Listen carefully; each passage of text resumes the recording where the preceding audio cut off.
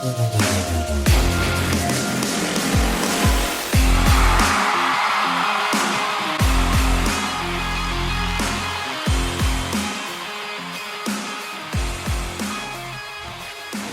my goodness, Colts Nation. Take a deep breath, will ya? It's week 1. Okay, listen, we understand.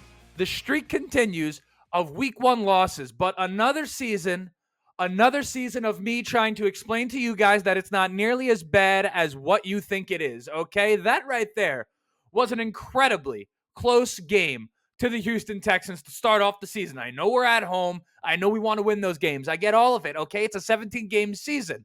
Let's not forget what a lot of you guys were saying about this Colts team, particularly in comparison to the Houston Texans, coming into this season. In the offseason, we know how active the Texans were, right?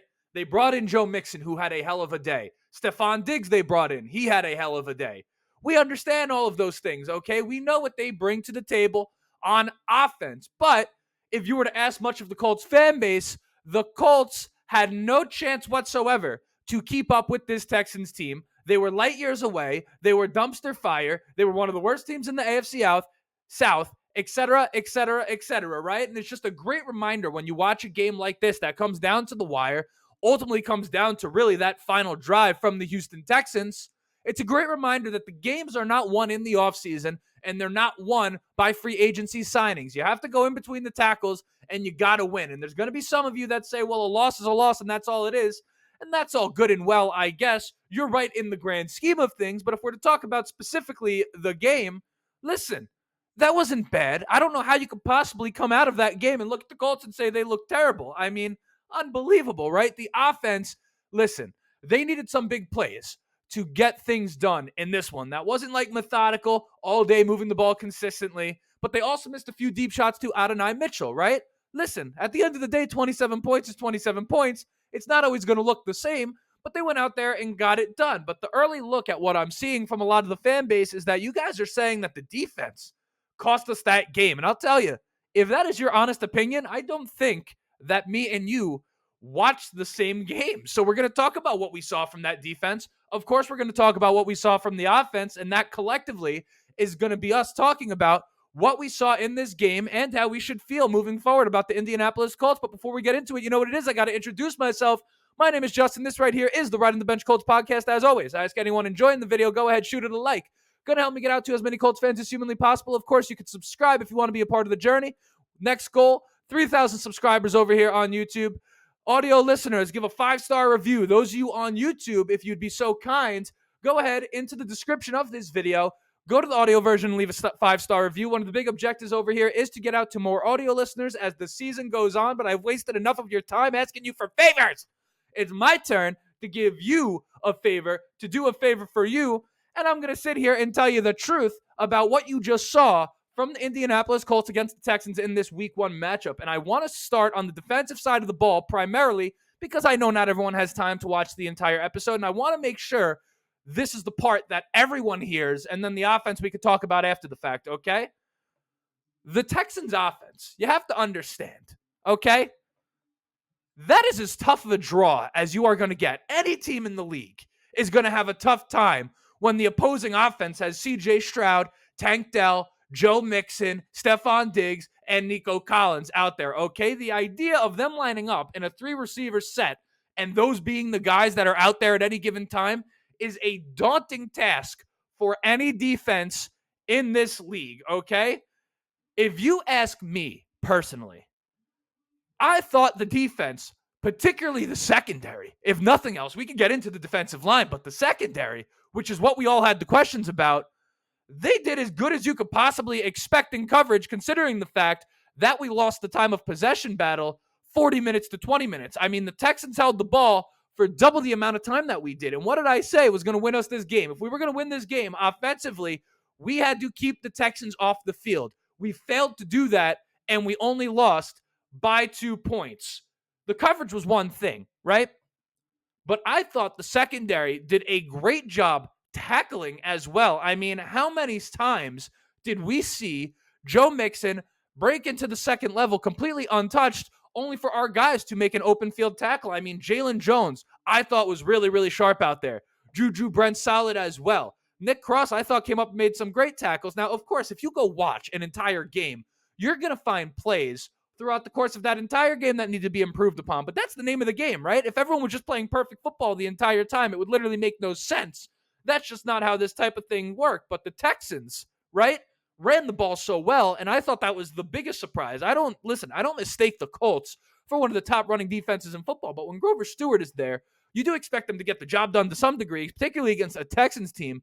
Last year, averaged less than 4 yards per carry on the offensive side of the ball. They averaged well over 6 yards per carry in this one. But make no mistake, the defense did not let this Colts team down, and they're not the reason we lost that one, okay? That conversion to Nico Collins on third down on that last drive, I mean, are you kidding me? Are you kidding me? That was perfect coverage. I mean, some of you may say, oh, well, perfect coverage. If it was perfect coverage, they wouldn't have completed it. Go ahead and watch the replay. What the hell else is Jalen Jones supposed to do other than mug the guy? I mean, that was incredible coverage. You can't be in a much better spot than that. They got the job done anyway. It's a great throw and a great catch by two great football players. And that's kind of how it goes, right? The punt block from the Colts that led to a 5-yard rushing touchdown from Jonathan Taylor when the Colts were really struggling to move the ball with any sort of consistency throughout the course of that game. Now, I know that's kind of special teams, not kind of, it is special teams, but to some degree, we lump those units together. You got the defensive front, you got the linebackers, et cetera, right? But don't let your eyes deceive you. It wasn't the defense that lost us the game. It was the offense that lost us this game, and for much of the game until the end of it, really let this defense down, in my opinion. Again, when the offense is not sustaining drives and they're not putting together long, consistent drives, and you have the defense out there that much, in my opinion, with how high-powered that Texans offense is, I thought the defense, other than in the running game, did all you can ask to keep the Colts in this game and then some. And in my opinion, it was the offense, particularly Anthony Richardson. And I'm not here to beat up Anthony Richardson. Ultimately, I thought we saw far more good than bad from Anthony Richardson in this game. Now, I was shocked to see 9 of 19 on the stat sheet. To me, it did not feel that way at all. I thought he had a pretty good day all around. Not a perfect day and not an excellent day, right? But we're not needing perfect, okay? We're out here for him to be great. I thought we saw a lot of great. Of course, that throw to Alec Pierce, I mean, that is an extraordinary throw. That thing was 65 yards in the air. The guy almost slipped and fell and instead put a dot over the head of a deep safety and Derek Stingley, okay? That is an elite throw that only a handful of guys in this league are able to make. You can't help but be happy about that. As I said, the issue here was that we needed more consistent, drawn-out drives. I thought early on in this game, it shifted eventually, but early on in this game, I thought we fell in love a little bit with letting Anthony Richardson throw the football, particularly after that deep shot to Alec Pierce. Really, I think a little more Jonathan Taylor a little earlier in this game maybe would have helped things out, but I thought throughout the course of the game, ultimately, Shane was able to kind of get him the ball consistently enough for me to not be up in arms about it, right? As far as consistency goes, though, let's not forget, there was no Josh Downs here, and I thought the biggest issue the Colts had was they didn't have anyone out there to consistently move the chains for this team. Michael Pittman Jr. generally can be that guy for this offense, but ultimately, when you have Derek Stingley on him, you're going to need someone else. It didn't look like anyone else was quite there ready to step up and take that part of the offense over as far as receivers and tight ends go and all of that type of stuff. But realistically, you look at this game, Anthony Richardson missing those 2 deep shots to A.D. Mitchell, really, I guess 3. There was one on the sideline that would have been an incredible throw, right? But there was 2 that were gimmies that really looked like touchdowns. One of them definitely a touchdown, the other one 95%. Sure, that would have been a touchdown. Those 2 throws, if he hits one of them, all is well over here for Indianapolis Colts fans. So how you come out of this game with anything other than we feel pretty good about where we stand going into the Packers next week, right? With Malik Willis at quarterback. I mean, how can you not be optimistic about where the Colts were? This Texans team, by all counts, is supposed to be one of the better teams in the AFC. And we came out there without Josh Downs, who's a very, very important piece of this offense. And I thought we played really good football all around. Anthony Richardson, make no mistake, what a football player that guy is, okay? He's a gamer. And what I was most encouraged to see from him in this one was how grounded he looked, how present he looked. He didn't look like he was panicking on any of the decisions. Now, are all the decisions perfect? No.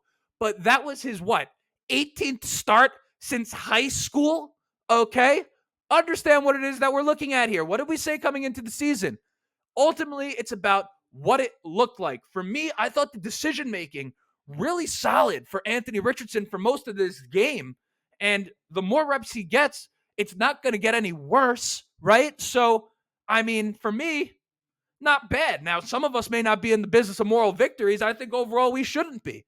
But where you look at the Colts, or when you look at the Colts right now, and what we can expect and what are fair expectations for Anthony Richardson in this offense right now, given his inexperience and the fact that he didn't play for all of last season, I mean, you know, that's not bad. The moment didn't look too big for him. And I think if you're a Colts fan after a day like today, you got to take a deep breath and you got to feel pretty good. And we move on to next week. And that is what it is. I mean, that was the Texans game in a nutshell.